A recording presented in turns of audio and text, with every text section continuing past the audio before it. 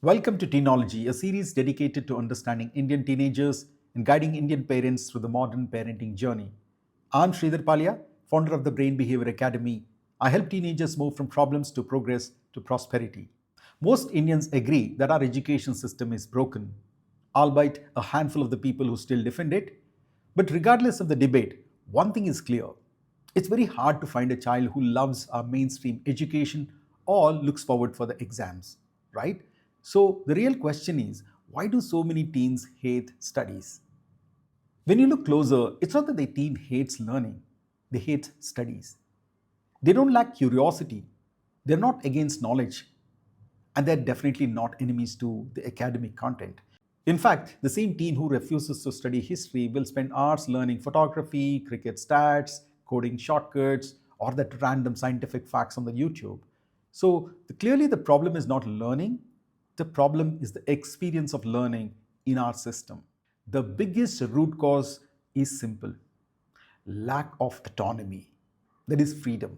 No freedom to choose what to learn, when to learn, and how much to learn. Our boards are designed for operational convenience, not the usefulness or natural flow of the learners. The system decides everything, and student decides nothing. And when you take away the autonomy, you take away the joy. There is nothing in this world that someone can love when the freedom is taken away. And this is especially true with the learning. And now let's talk about the greatest evil of all, our evaluation system, the exams. The entire learning journey is reduced to one narrow channel: the pen and paper, memory based, long answer writing.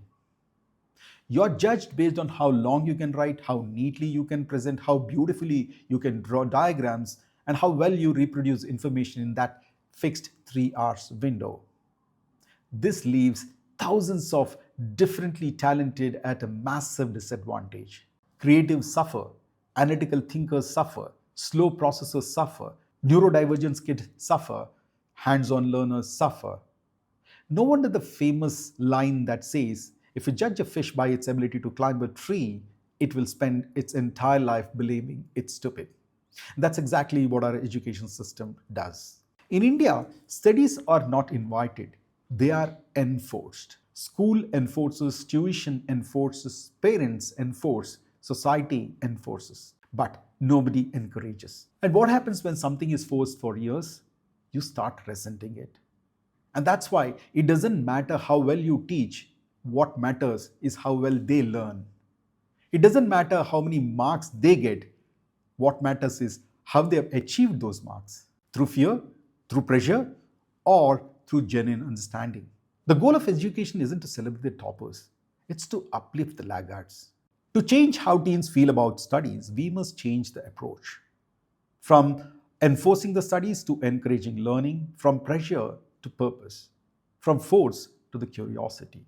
When the mission becomes, how do I make learning meaningful, the methods automatically will follow.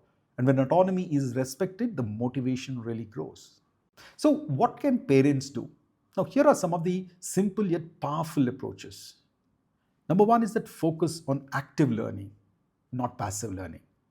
Don't just tell them to study, let them explain the concepts back to you.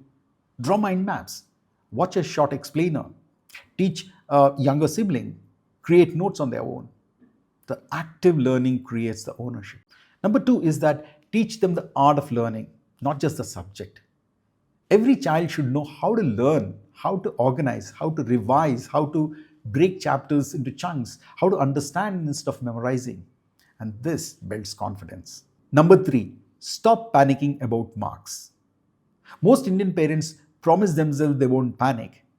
But when other parents panic, society panics, and suddenly everyone panics.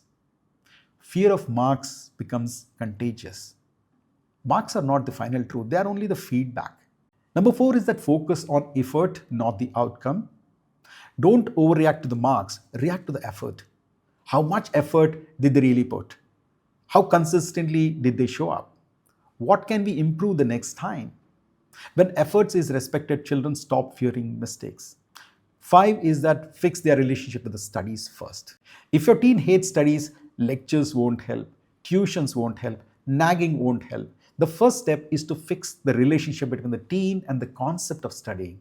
You can't teach lesson until you heal the relationship. When a child is self-driven in studies, parents don't need to follow up every day. And the irony, once they become self-driven, high marks become a byproduct. Indian teens don't hate study, they hate rigidity, they hate the pressure, lack of autonomy, meaningless evaluation, and forced learning. But when you bring back the freedom, the purpose, the curiosity, and the joy, they fall in love with the learning again. In the next episode, we will look at the deeper system issues and how modern Indian parenting can evolve to support our teens better. Until then, remember, change learning, marks will follow.